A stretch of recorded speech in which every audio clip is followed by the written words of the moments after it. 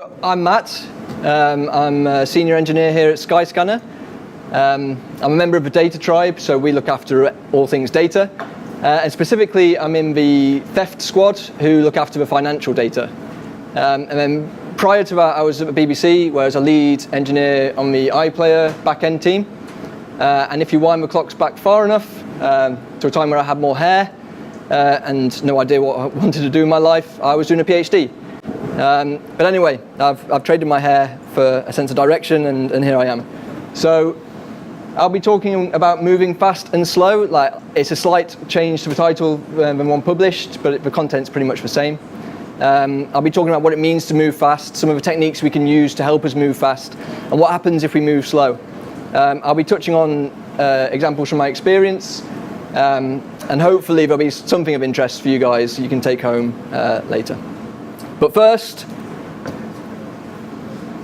you know it's going to be a good talk when it starts with an apology. And I've been fighting with this presentation for about 2 weeks, and I got to a point where I was happy with it. And then I checked what the topic was, and it was performance. And for some reason, I didn't know that, which is really frustrating because I've got so much to say about performance, especially around Node.js, having built iPlayer backend using Node. So a bit gutted there. I'm hoping that there's some stuff interested. I've tried to shoehorn some performance-related stuff in here. I hope it hasn't made it too incoherent. So anyway, so moving fast. So what do we mean by moving fast? I think moving fast is the ability to develop features and deliver them to customers in a short period of time. And it's pretty obvious, really. But why do people strive to move fast? What are the benefits? I think for the business, you can realize potential revenue streams quickly. You can maintain a competitive edge. Like if you're moving quickly, you keep your competitors at arm's length. And you learn faster. Like you get your feature out, you can measure the impact of that feature, and you can evolve and innovate. But also for developers, I think moving fast, you get feedback quicker. That might be from product owners, it might be from customers directly. There's a sense of achievement. You know, you're building something and you're releasing it. If you work on the same thing for a long period of time, I'm fairly sure a lot of you here would have experienced that.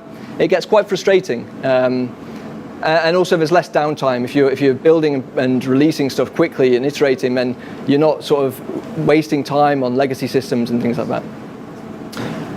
A couple of examples of how moving fast might impact a business. I think reacting to major events is one of them. I think here at Skyscanner is a really good example, which is if there's any major events in a city somewhere, they will very quickly shut down advertising on that city because we don't want to be associated with advertising cheap flights to a place which might have just witnessed a tragic event. And also being first to market on new technologies is constant innovation in the tech industry. Things like Alexa, Google Home, ARKit, which is one of them. And if you can get there first, there's a kind of there's a hype train you can sort of ride, and like if you're one of the first adopters of these technologies, you can gain a bit of free marketing on the back of it. And ARKit is something that we're looking at, so watch this space. And then moving slow, like if you're not moving quickly, what are the implications of moving slowly? You know, you can lose out on revenue. I think if you're taking a longer period of time to develop a feature and you're not getting it out to the market, you're not making revenue, you're not making money, so you're missing out there. It can be brand damaging. I've got some examples later where not being able to react to incidents quickly can be brand damaging, and obviously that costs you money. And for developers, it can be frustrating. Like I said before, like if you are working on the same feature for a long time and you're not making progress, it's frustrating. People tend to complain about legacy systems or things like this, but like basically it's a symptom of not being able to iterate quickly on a piece of software and release it. So some examples. One example would be lacking confidence to change a service. I'm fairly sure a lot of you would have worked on a service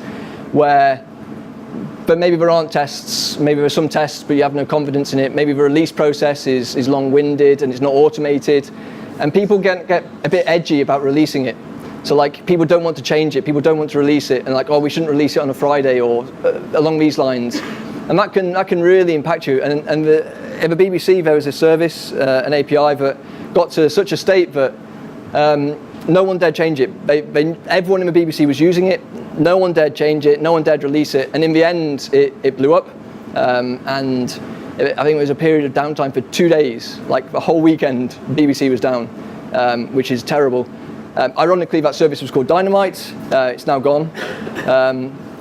And also, infrastructure is unable to scale. Like nowadays, with the cloud, you might think that doesn't happen anymore. But last year, I was working at a company, and every weekend they would have a major event. And one weekend they fell over because performance issues. And the next weekend, they were unable to scale their infrastructure because, and this is deadly serious, a server was stuck in customs at Heathrow. So like that had a genuine impact on that company because they were unable to move quickly and resolve problems.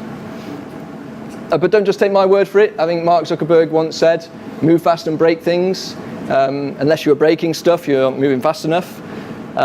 Great advice, something that really struck a chord with me, and I tried to live by it until, So we had an incident with iPlayer. This is at the time when I was the lead for the back-end team, and this was solely my team's responsibility. So I'm not sure Facebook had a revenue stream when Mark was saying, let's break things. I think it might be slightly different now. I think he's probably chilled out a bit. Dealing with this level of fallout is not fun. So I wouldn't really recommend that. I have to say that was probably one of the worst weeks of my life, trying to deal with that issue, because the thing about iPlayer is people aren't going to go away, they're going to keep coming back, and every evening you're going to hit a peak of traffic, and it's going to be very difficult to, if you haven't fixed the problem, to last the night. That particular incident was performance related. And as I said before, if I'd known this was meant to be about performance, I would have told you about everything you need to know. But unfortunately, that's not the case. So, now moving fast is easy. I could start hacking on an Express API now and probably knock something out and be like, I've developed an API. But obviously, what happens is if you don't invest time and effort into things, over time you'll start to slow down and eventually grind to a halt. So what can we do? So we want to aim for something like this, I think, where like you put a lot more effort up front and you're releasing slower, but eventually you're building a framework or a foundation to enable you to iterate on features really quickly. And I've seen this firsthand several times. So I'm going to delve into some specific examples. So after the Bake Off incident, the director of tech at the BBC made it very clear. He said, the iPlayer homepage never goes down. Like, I don't care what you do, but the homepage has to be up. So I was like, okay, so how do we do that? How do we ensure that without compromising our speed? Like, I don't want to give up the benefits of moving quickly and iterating quickly and continuous delivery. All these things that we were doing, I didn't want to sacrifice that for stability. So what we came up with was, and it's not rocket science, but we had Varnish in front, but we enabled a stale while revalidate mode, which is basically we would keep a stale copy of the homepage on any page for a period of time. I don't know if anyone's used Varnish, but we created a Varnish mod that would enable you to customize how long it would be kept, so you could send back a response header and Varnish would store it stale for that period of time. And what that meant was that we could deploy all our different Node microservices in the background and break things, but Varnish would have a stale copy and the iPlayer homepage would be up and everybody would be happy. We obviously would be reacting and fixing these problems, but at least the customers weren't impacted. So I think that was probably the single most important thing that we did off the back of that incident. Another thing we learned about, which is, I think it's common knowledge now, but at the time I don't think, there's only Netflix really who were sort of banging the drum of circuit breakers. For those of you who don't know, circuit breakers are things that are trying to protect services. So once you start developing microservices, there's lots of HTTP requests going back and forth. And if one service breaks, what you don't want to do is have another service hammer it with more requests. Because typically, if it's totally broken, the load balancer will return a response very quickly, and then the microservice will retry, or a user will get an error and they'll refresh. So very quickly, you get this huge cascading failure where one microservice will go down and then the rest will tumble. So circuit breakers are a way of controlling that, where if you get a certain number of errors in a certain time period, it will trip the circuit and then any requests after that will just fail. They won't even talk to a downstream service. It will just fail. And after a certain period of time, it will go into a half-open state where it will try one or two tentative requests. And if they're successful, we assume the service is back. It will close the circuit, happy days. And if they fail, we'll assume it's still down and we go back to an open state. Like I say, these are well understood concepts now. However, if you've not read this book, I would recommend it. It's got everything about circuit breakers, bulkheads, other techniques you can use if you're building a performance system. There is a second edition, which looks slightly more HD, but I think it's coming out at the end of the year. So if you've not read it, definitely go and read it. And now I've got some hopefully useful bits of tech that you can take away.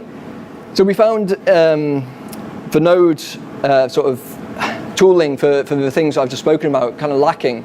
Like we wanted to use circuit breakers, we wanted caching, like we don't want to make the same request if we've just made it, retries and things like that. So we, the BBC made a library called FlashArt, which is, I think it's described as request with batteries included. So it's like a standard Node request module, but we add caching, circuit breakers, retries, logging, monitoring using statsd. It's all optional. And you would use it like this. We tried to use things that were standard. So we use Catbox for caching. We use statsd for monitoring and things like that. It's all optional. So you know, this example here would retry 10 times, waiting half a second between attempts. And then if you got 200 errors, it would trip the circuit, and then it would retry after a certain amount of time.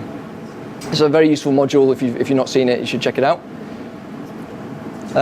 Another problem we faced is if you build an API, and if you build a good API, people will use it. So I've given an example here, a hypothetical example, which is if you build an API at Skyscanner for flights, maybe the website will use it. They want to display flights. Makes sense. Maybe the mobile app will use it in a different way. Maybe you want to do reporting, like how many flights do we have on offer at any time? That will call into the API. Maybe you want to do recommendations, personalized recommendations to the user. So that will start calling it. And then maybe you've got even companies external to Skyscanner who start wanting to display flights on their site. So the problem is, how do you, as the owner of a flights API, how do you deliver that API quickly without fear of breaking these clients? Which is what caused Dynamite to break the BBC, was that everyone was using it, no one knew how it was being used, so they eventually just got scared of changing it. So we don't want that. One technique we found useful was something called consumer contracts. It's a form of testing. So there is an upfront cost, so you're going to go slower initially. The difference between these tests and other like integration tests and acceptance tests is that consumers implement these tests. So maybe as part of your onboarding process of a new API consumer, you have a stage where you say, you have to provide us with a consumer contract. So how are you going to use our API? What endpoints will you call? What will you expect in return? And these contracts are loose in that they won't be, you won't explicitly state what you expect, just like I expect certain properties and I need a certain value to be in that property. As loose as possible and no more. But then the producer of the API will execute these tests. So the producer guarantees that if you provide me with these contracts, I will run them and I will not deploy a broken version or a version that will break your client application. And typically you would do something like this. So you would build, run your normal tests, deploy to some sort of staging environment maybe, and then you'd run the contracts. And if they fail, you can go back and fix them. And if not, you can deploy safely. There's also a Node module for that, which we made. It's open source, and it looks something like this. Again, it builds on other open source projects. So you would say, here's a user API test. I am a GitHub service. That could be mobile app, website, whatever. I expect to be able to make a GET request to this URL. And in response, I expect a 200 with login name and public repos, 2 strings and integer, and that's it. It also comes with a binary you can run that will execute all the tests in a contracts folder, which you can integrate into your continuous delivery pipeline. So yeah, again, if you've not seen that, I'll go and check it out. It's not for everyone, but we found it really useful. And we used it internally with communication between our microservices as well, so that we knew we weren't breaking anyone when we deployed.